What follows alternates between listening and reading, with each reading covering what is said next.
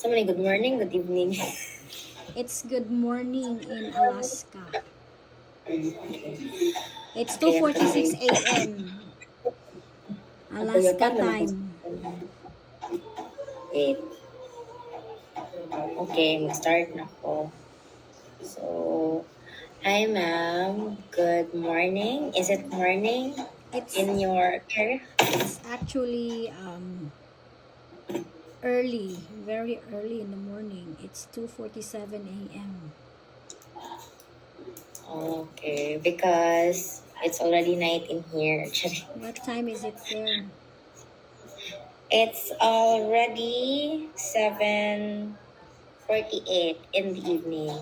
7. So, by the way, I am Alehzandra Zambas. I am a first year student, education student. I major in special education, focusing on early childhood education. And is it okay to introduce yourself as well so that they'll at least know you? I'm Hazel. My students call me Hazel. They are on first name basis. I have been teaching in Anthony A. Andrews School for 4 years now as a fifth grade teacher. I teach ELA, which is English Language Arts, mathematics, science, and social studies, and social emotional learning. I was here since January 2000. I arrived in the US December 2020, and I'm on my fourth year here. First year. That's pretty long year of service in abroad. By And the way, I'm from Xavier University, and this subject actually required and tasked us to interview teachers who advocates on culture and the arts. So, as what I've known, I guess you're, correct me if I'm wrong, you're teaching in Alaska as a culture exchange teacher. Am I right? yeah, I came here in the United States under J1 program, J1 visa program, which is the cultural exchange program, the Bridge USA. It's a program between the United States of America to different countries around the world, including our country, which is Philippines. And we are part of the program is to share each other's culture, learn each other's culture, and learn each other's culture and share it to our country. So before I came here as a cultural exchange teacher, I was also I've been teaching in the Philippines for more than 10 years. Does it? This is actually did not part of my interview question, but does it really require for you to have long years of experience for you to be able to teach abroad? Like, Part of the requirement for the Teach USA program is Bridge USA is that you need to have a teaching experience before you will participate the cultural exchange program, because part of that is you will be able to share what you got from what your previous experiences. So you'll be able to share also your culture or your classroom experiences, classroom management, the kids that you have taught in our home country, and you will be able to share that. You will be bringing that to your new the schools that you will be hired and will be teaching. I see. Thank you so much, ma'am, Hazel, for that light introduction of yourself and as well as your background and your experience. So, should we start with the questions? Okay. I have prepared 5 questions here. The first one is, as a teacher, do you have an advocacy on culture and the arts? If so, what could it be? Uh, First and foremost, my advocacy is bringing the culture that we have, especially uh, the culture of being a respectful, um, paying respect to our elders. So one of those most popular that we are is we use the words po and opo when we talk to our elders, and surprisingly, um, the village or the place where I am now, um, is also giving high regard and respect to the elders. So part of their values, because I am teaching in a native, I'm in a remote area, and most of the people here are pretty laid back, and so the value of respecting their elders is very much obvious around this community. And so one of those advocacy is that, um, to bring the culture of respect. So not just it starts with the respect for the elders, and the rest will follow. Because a person that knows how to respect the elders, knows how to listen and knows how to learn. And the only way that we can learn, the best way that we can learn is to listen to others. And if we know how to listen to others, that means we are respectful people. We are teachable. I'm pretty glad to know that it is not just us Filipinos who does value respect from what we have grown up, but also in the foreign country because if I mean most of us knew that Alaska is still part of U.S., right, and that U.S. is pretty much what do you call it, open country and very diverse country. Bullying is um, Very common. bullying. Yeah, yeah, Very common. is And very rampant there, and knowing that they also does value respect very much, it made me happy. So let's move forward to the next yeah, and to question. add to that is that, Oh, sorry. and to add to that, even in our culture, we are used to address our elders like, sir, ma'am. However, here in our community, though they have respect, but uh, they're pretty much leaning to the culture of which, people call by first name basis.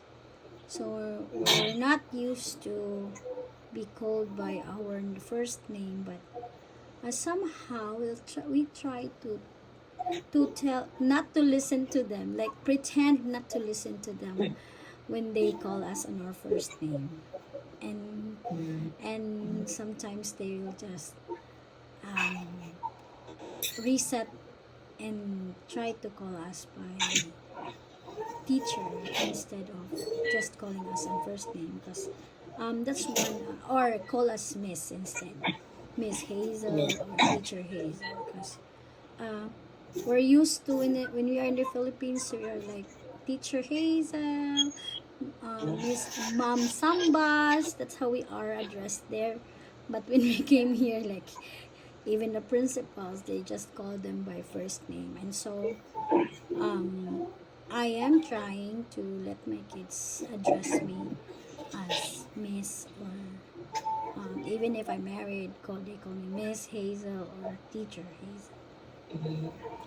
How about the word po in every um, sentence that they could use? Or were you able as a teacher to at least teach them that somehow, to at least let them know that it's a part of our culture, because as respect to our elders, not just elders but to one Yeah. another in. The problem is, we used to be using the word po and opo when we speak our language. So Yeah. seldom we can incorporate that. However, however, we try to teach them how to say um, salamat in our language.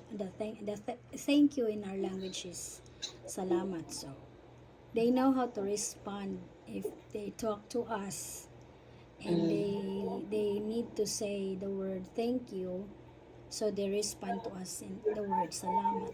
And and we respond also like kuyana, because in their language salamat is, they also have their own language. It's called Yupik. mm-hmm. So like they also have their own dialect aside from English. But most of them do not speak it. Instead, they only have few words they learn from their bilingual class, because the kids here, they have their bilingual classes. They are taught to speak their language, which was it hasn't been practiced by the new generation. So they don't know how to speak it, but they have some words that they know. So once they said salamat to us, we also respond and try to say kuyana. Um, but is English still their first language though?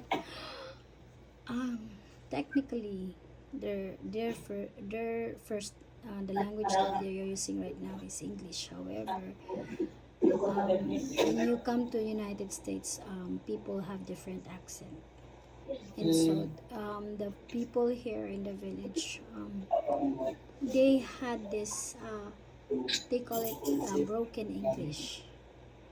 Because I believe, for a language, for a community a native language that hasn't been, like English is not really their first language. However, most of them were um, grow up with that language. However, they most of them are not fluent in English, because they mm, haven't nurtured the native language that they should have. And so there's a lot of advocacy going on to bring back the language that was like, because before they were educated here in Alaska, that the natives here, like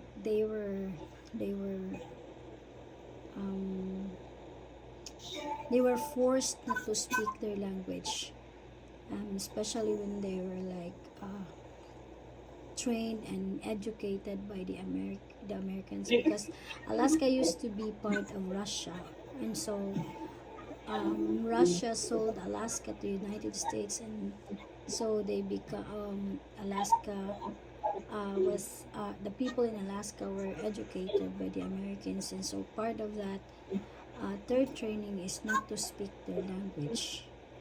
So there were articles written that before, when they were caught speaking their language, they will be beaten, or they will be outcasted. So people were like trying to hide when they want to speak their language, and so that makes their language not visible anymore. And now, because they see the effects of that, and now they're trying to revive it. and and they brand this generation now the healing generation. So yeah. Thank you so much for those insights, Miss Hazel. Now we can move forward with You're welcome. our next question, which is question number two. What is, for you, what is teaching as a profession? um, Teaching a profession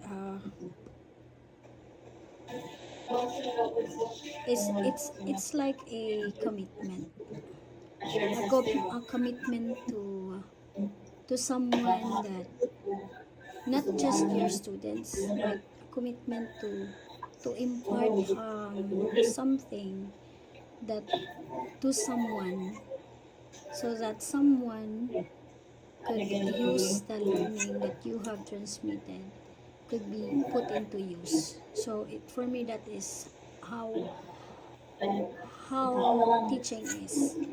um it's not about the color, it's not about the race, it's about the learning that you have, and you're trying to share it to someone regardless of the status, and for that learning to be passed on and to be used in a good way, for better living, for something that is useful, for not just for oneself but for others too.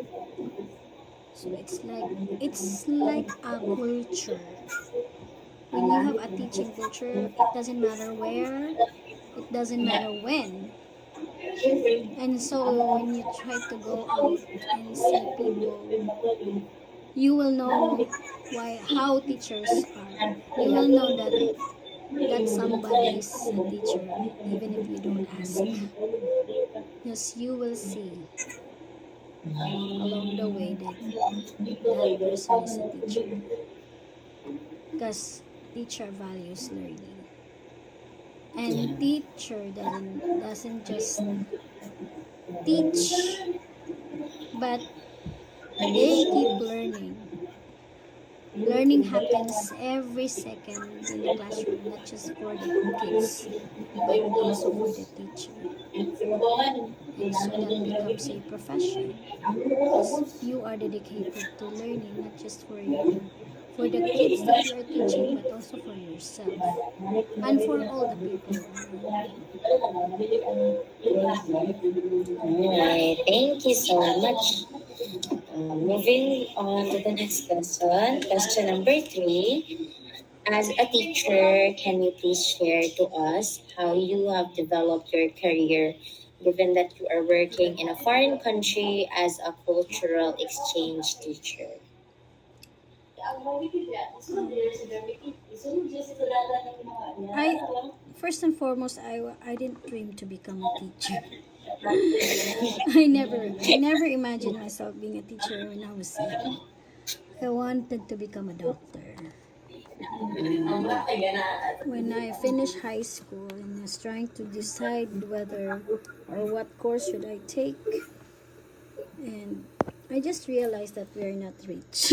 I just I thought we were rich now. I just realized that it takes too much money to be a doctor. I was just like, I was thinking that yeah, it's free to dream, it's libre ang mangarap. And so like I never limit my dreams, and I dream to become a pediatrician.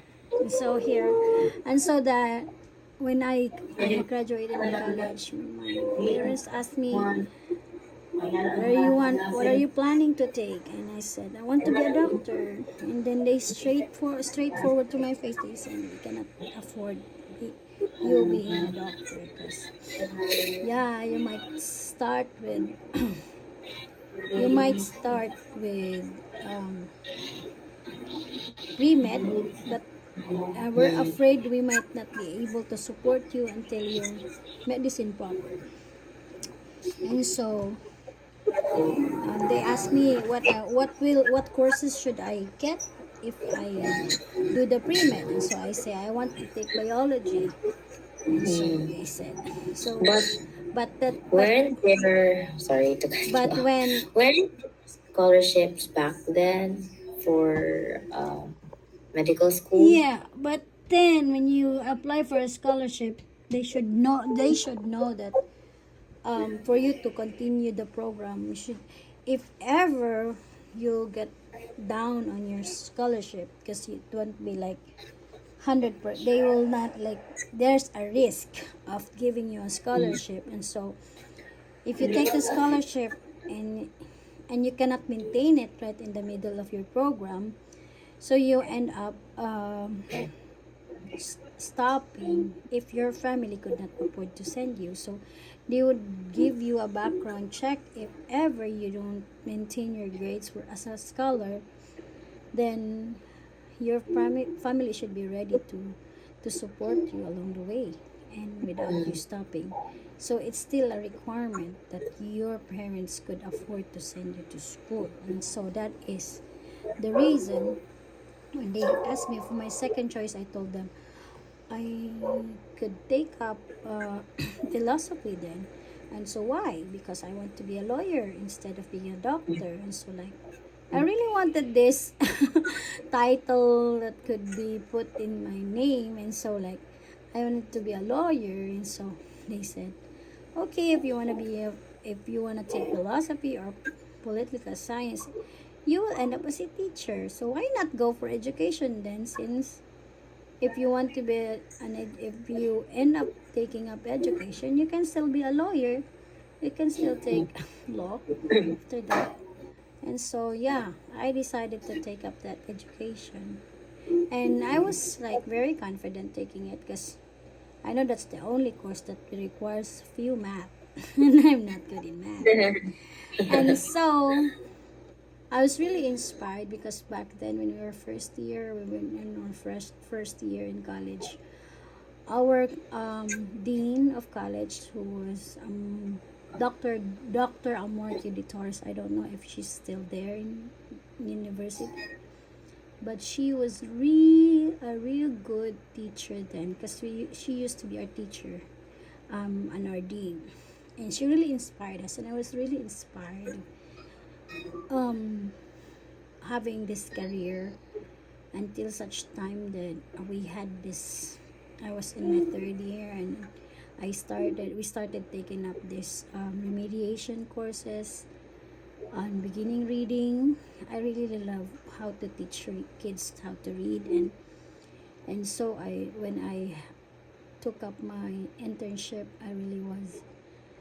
It was not so good at first on my first part of my internship because that was the time when my mom died, and so I stopped, and I even stopped for 2 semesters. The first semester I stopped was when I gave birth to my first kid. And so I stopped for a semester for so I can handle her personally, and so I stopped for a semester, and then I stopped another semester for like one semester also when my mom died. So I was really devastated, and so I took up my internship twice.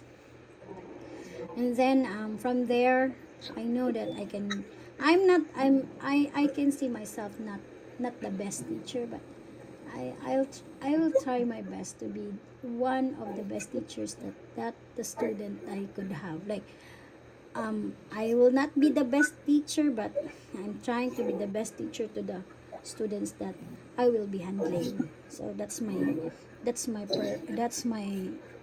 goal before. And so when I when I graduated, I already have 4 kids. I was when I graduated, I was on my way on my fourth kid. Um, I was a full-time housewife then, a full-time mom.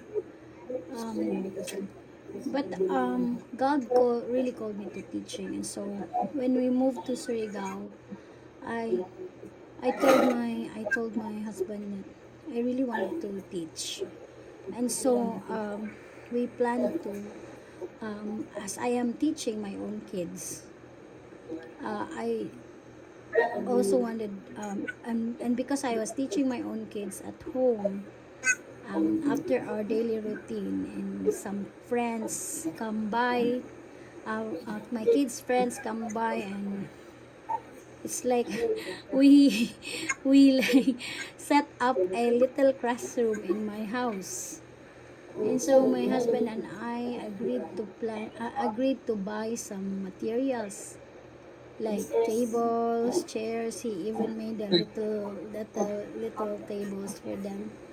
And so from four kids that I have, and friends that, like, it's around two to four friends, and some kids that come across, come by, and just don't they don't really like to go to the daycare center anymore, but just drop by our house, and and I just wanted to stay here, and I can learn more than you, than our teacher there. So it's like a mini classroom already when I had like more than 10. And so that, it's a pretty long story though, but it's really exciting. It really kindled my heart to teach the kids, no matter if I don't receive anything, as long as I can teach. And so that was it. Like, and so the 10 become 20, and I had a problem already because the Department of Social Welfare came after me because I was doing. They told me I'm not doing the legal way. I'm teaching illegally, and the fact that I don't have a license yet.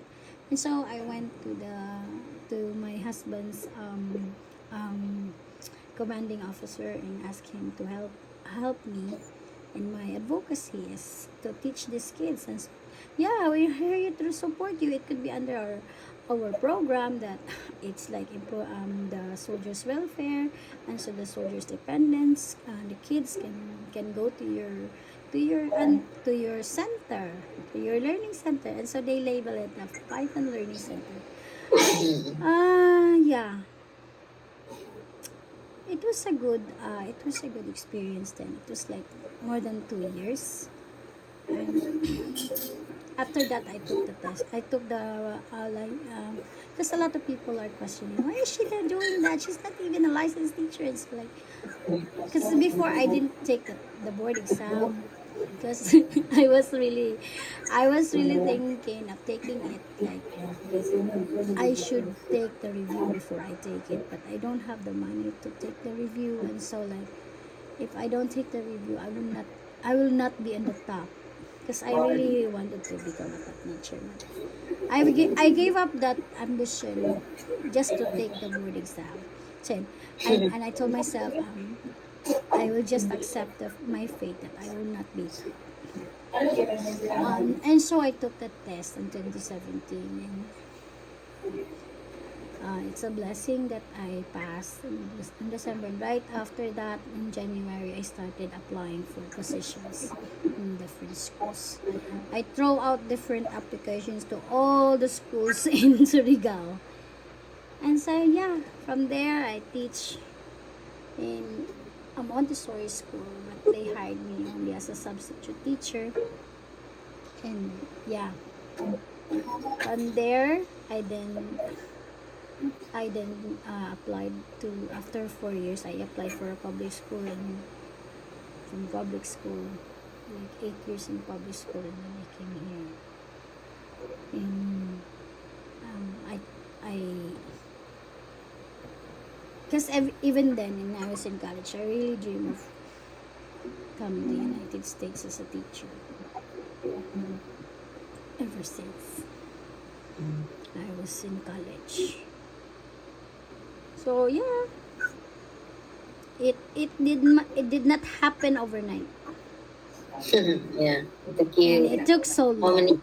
I even I even thought that there was even a time that I thought, I'm gonna give up, especially when I had my sixth kid. Because when I was pregnant, and I learned that I'm pregnant with my sixth kid, I said, I'm never gonna be going to out abroad because I'm gonna watch over another kid. And it will take me like forever. It's like I'll be bind in here for the rest of my life. Mm.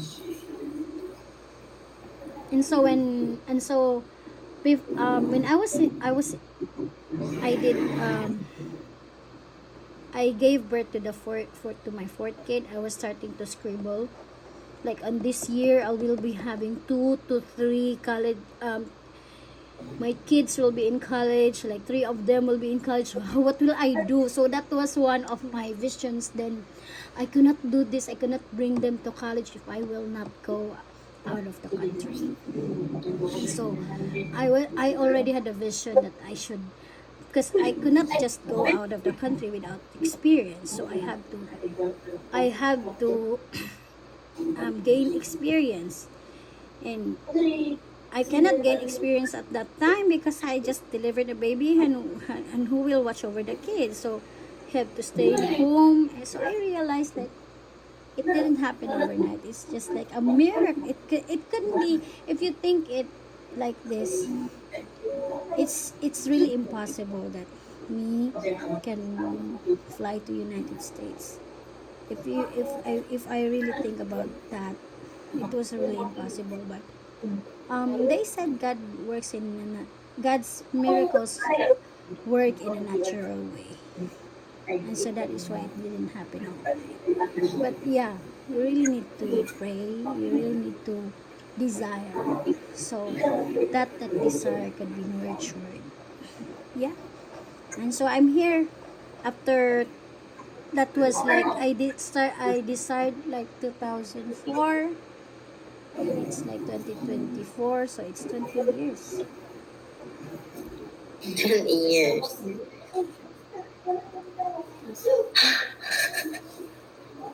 Ito lang So years. you don't have to, like, when you pray, you don't even have Yeah. to when you pray and wait for the answer, you don't expect answers to be there right away, and you still Yes. have to work on it too. Yeah. Because I also believe that each one of us has our own timeline. Mm-hmm. Exactly. Okay. Thank you. That was a wonderful story. It's as if you haven't seen that no, your whole lifetime. Even though I'm the first kid who went out first. Moving on. Okay, we're down to our last two questions. Fourth question is, how big of an impact were you able to share as an effective teacher, not just to your students, but as to the community as well? Well, impact. Well, before I flew here in Alaska, I'm advocating for big dreams. In fact, I always Mm-hmm. tell my kids to dream big, Mm-hmm. because I remember what our dean told us when we were in college. Reach for the star. So whatever may happen, you will land on the moon if you cannot reach the star. Because if you just earn for the moon, you will be you will remain on Earth. And so I always encourage my kids to dream big. And when I was in the Philippines teaching, I always, especially when I was teaching in the public school, I always inspired them to they have to start dreaming while they were young. I even told them to wear a shirt I even like sponsored a shirt with the dream big print on the front, and whatever their ambition is in life, they we will write it at the back of their shirt. And so like there are some kids that like nurse and then their name, or teacher and their name, or engineer and their name, so that they will work for it while they are young. Because I told them, you cannot just be an dream to be an engineer but will not work as an engineer while still young. So while still young, you have to work for it. And so like I always show them like, this is how it is. If this is gonna be your life, this is how it is. You're gonna earn this, and you're gonna earn this much, and the moment you stop working, you don't have anything, and so you will stop eating, and then you will die. But then, if this is how it is, this is how you become, how much you earn.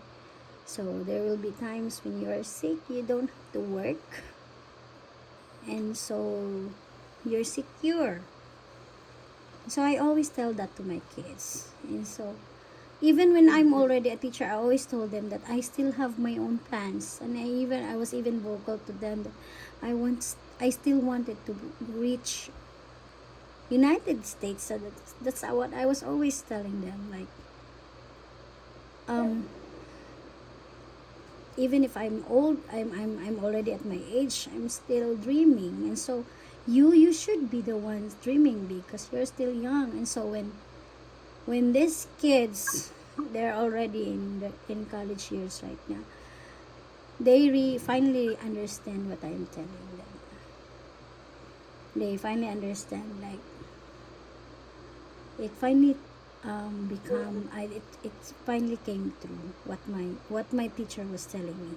And so they confirmed me and emailed and chatted at me through some social media sites, and told me like they remind me of what I told them to dream big.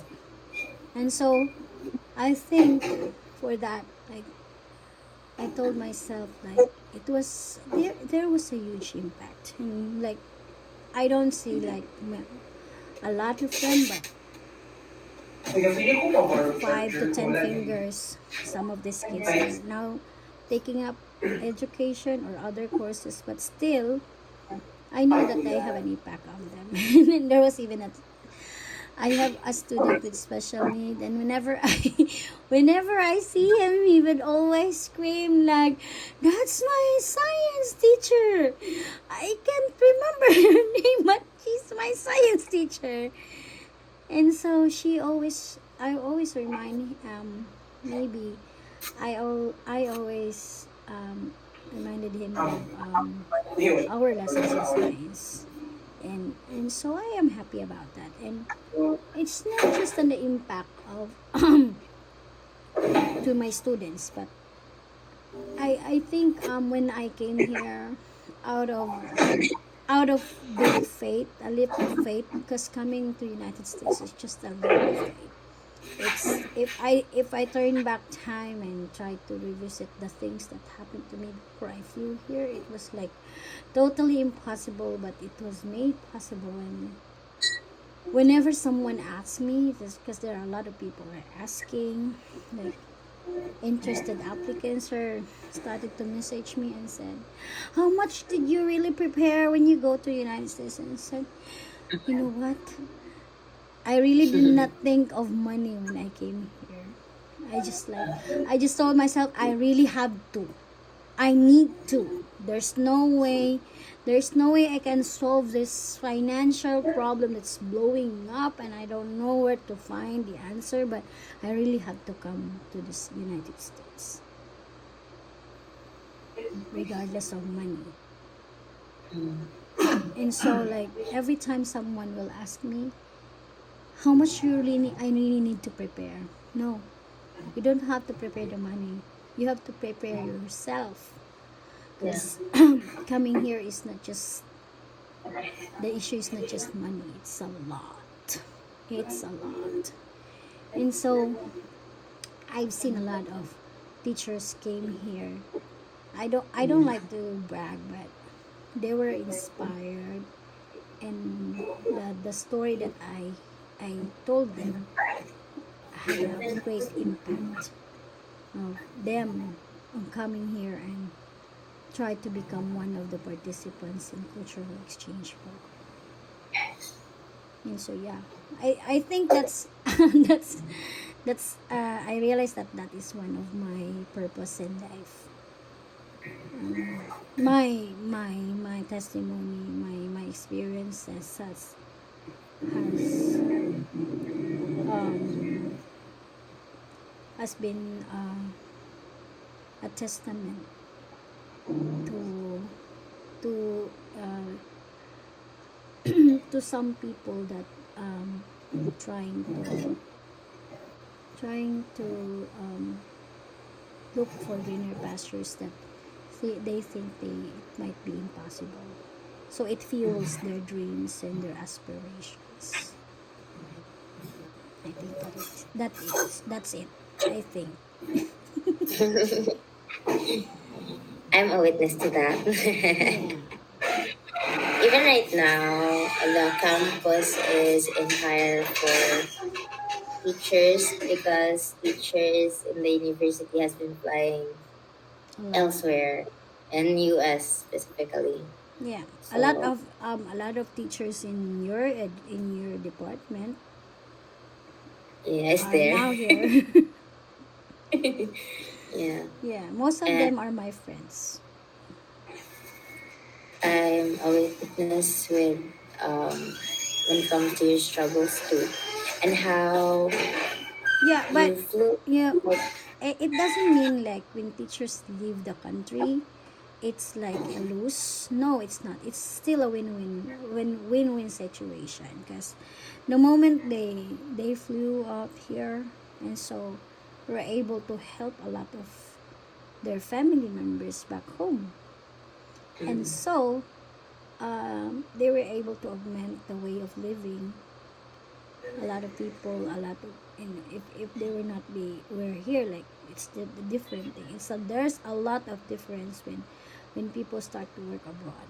And so it's not just that, but also those positions that were left by these teachers will be filled, and so you will be providing new employment for the unemployed.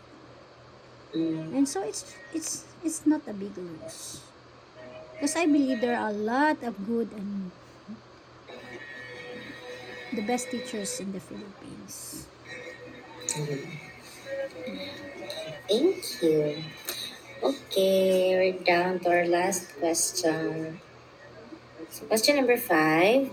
What are the possible roles that you can share as a teacher who advocates culture and arts in national development? One thing about sharing our culture is that, one thing about being a cultural exchange teacher is that, and being able to reach out and be able to be a teacher for other cultures is that the more you are exposed to other culture, the more you understand your own, and the more you immerse yourself to the culture of others, then you begin to look at your own and try to connect them. You will now begin to establish cultural connections between the two culture, and being able to learn a lot of respect, not just for yourself, not just for the others, but to all other cultures around the world. Because you will begin to see, like, in their culture this is how it is, in our culture this is how it is. However, Mm, there are some similarities, and there were culture here that where that was being practiced, and we know that I realized that when I try to compare it to our culture, it's beginning to deteriorate. And one reason for that is that our culture is much influenced already, and their community is not that accessible as ours, because everything here is needed to be flown. So the only means of transportation here is through airplane, through flying, and so there is a limited access to these people. And so some of the cultures, some of the cultural practices that were once told to us by our elders in our country, there in our country, the Philippines, that whenever we talk to our elders, and they will say, we used to have this, and we used to do this, and we used to do that. And so when we try to talk to the elders here, they will tell us, this is what we are. Oh, maybe this is the one that my elder was telling me about. And so it's like they're like connected, interlinked to each other.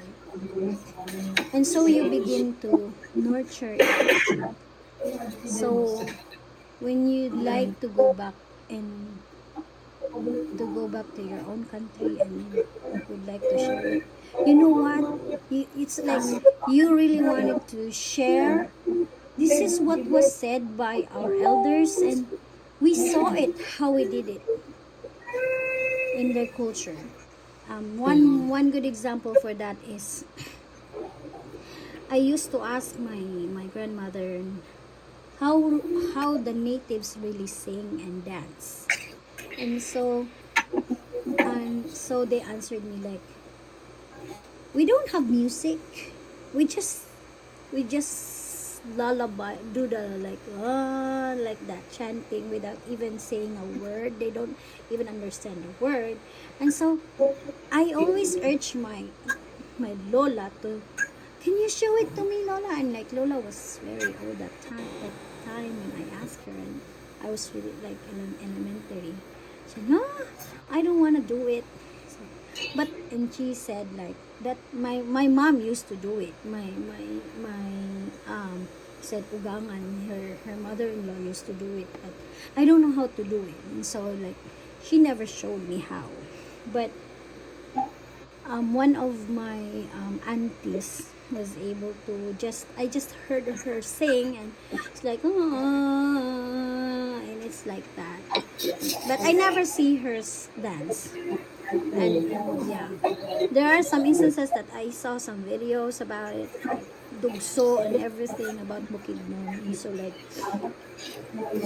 maybe how can I learn that? Because I really wanted to. But then when I came here and started looking at their dances and their authentic movements, and then I began to realize maybe this is the one that my Lola is telling me. Because they don't rely on music, authentic music. What they use is they use a drum, and their drum is made up of a seal skin. So an animal skin, a seal. So they rip off the seal skin, and they put it on a drum head. And so they explained to me what is that. And so the cultural teacher told me like the seal skin, the drum head is the heart. And the moment you start beating the drum, it's the heartbeat. So when they dance, that is how they communicate with the elders that have passed, or the loved ones that have passed away. And so when they start dancing and singing, it's like they are calling them together, and they call it yurak. And What? yurak, Europe. Yurak. Okay. And so I then, and as an adult here, I tried to reminisce that these things happen also to my elderlies when I was young, when they gathered together in a circle and they used my elders used to like told us to not to come to them. You have to go there because you are kids. You don't have to come here because what they were doing was because after that I was asking my auntie like what are they doing in our language like unsa na day sila. And so they told me, and she told me like, huwag na sila katong nawala. And so when you say nawala, it's someone that has been lost or died. And now I realized when I was here, it's the same thing. It's the same thing that they have done to their dances, to their yurak. When they were having the first dance, because here in their community, every person is invited to have their first dance. And so whenever they have first dance, there is a culture wherein they pay tribute to those who passed away. And so they gave away the they give away those belongings, like the personal belongings of those that died, to their relatives. So they giving away. That's called potlatch. And so there is also one culture here that whenever someone dies in the family, like that person died, the elderly, her name will relieve to the baby that was newly born. So her name will be given to that newly born. So they have that kind. And I was also told that way in our culture, especially in the Manubu culture, that we also have that one before. But this dancing thing, it's not really like new to me because before when I was young, mom was still alive and I was still living in my grandma. That used to be the practice. And so we are used to, in the Philippines, we are used to that. Our grandmothers are taking care of us. Me, for an example, I was raised by my grandma. And so the people here are like that too. Yeah, so it's like a deeper understanding. When I came here, my goodness, I didn't realize like I have to go to Alaska to understand my own culture. To see my own culture that is being still practiced, and it's totally amazing. It's really amazing. And So, I can't help but be excited of sharing the things that I have learned from here. Like we even have some similar words. Imagine that. Our language, our specific dialect, Cebuano, have a dialect that have the same words that they have. It's just like it's really funny because ours the same sound, the same syllables, but different meaning. But like the word anak in their language is in ours is like a kid, but their anak is not because it's the poop. And so ooh, maybe we're back when there when we in our for our like ancestors, they might have been together, and then when they found separate ways because of this land bridge, they parted ways. And so the words are still there, but they develop to different meanings. And so it's like thinking that no, maybe our ancestors are just one. So they call us Iloks. They call us Iloks. Because when you look at the structure of their faces, it's like almost yeah. ours. And when we blend with them, it's like we were locals. So They're also chinky. Ilok for They do them, have. yeah. It's like they are in Malayan descent too. It's like an Austronesian descent. So when we say they are the ones who call us Iloks, though they're very proud of that. Like, cause Ilok in our even in our language it's armpit. To them, Ilok is a relative or a cousin. So that's how it is. And so we're used to being called Iloks. Yeah. So we don't get to understand each other's culture if you really can experience it firsthand. Mm-hmm. Mm-hmm. And that's the thing is what I want to try to emphasize here is you get to understand your culture more when you get to see other culture. How many years are you working there already again? Three? 4 years? I'm on my fourth because this Fourth. this group that I have now is my fourth group. Is that your last year there? I still Um, have one more year, hopefully. another year. For And then what happens if ever that the contract ends? So here in United States, it's not like in the Philippines. Like once you got your item, you could be there until your retirement age. Regular But position. here, it's like every year you need to sign a contract, and so our teacher contract is just every year. However, our visas is good for 3 years. So I'm in my extended year now.